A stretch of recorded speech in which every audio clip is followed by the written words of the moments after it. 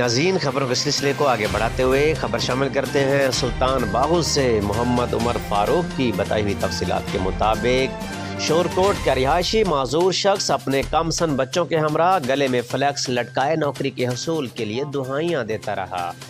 ناظرین، آپ کو آگاہ کرتے چلیں، گزشتہ روز وزیر اعلیٰ پنجاب چودھری پرویز الہی سابق وفاقی وزیر برائے امور خارجہ صاحبزادہ نذیر سلطان کی تعزیت کے لیے دربار عالیہ حضرت سلطان باہو پر تشریف لائے۔ اس موقع پر شورکوٹ کا رہائشی معذور شخص اپنے کمسن بچوں کے ہمراہ گلے میں فلیکس لٹکائے نوکری کے حصول کے لیے وزیر اعلیٰ پنجاب چودھری پرویز الہی سے اپیل کرتا رہا۔ وزیر اعلیٰ اپنے شاہی پروٹوکول میں وہاں رکے بغیر ہی چلے گئے۔ اس شخص کا کہنا تھا، مجھے درجہ چہارم کی نوکری فراہم کی جائے، ہم عرصہ 5 سال صحت انصاف کارڈ سے بھی محروم ہیں۔ فلیکس پر درج عبارت کے مطابق، میں معذور ہوں اور اپنے 4 بچوں کا پیٹ پالنا مشکل ہو گیا ہے، مجھے درجہ چہارم میں نوکری فراہم کی جائے، نوکری نہ ملی تو خودکشی کر لوں گا۔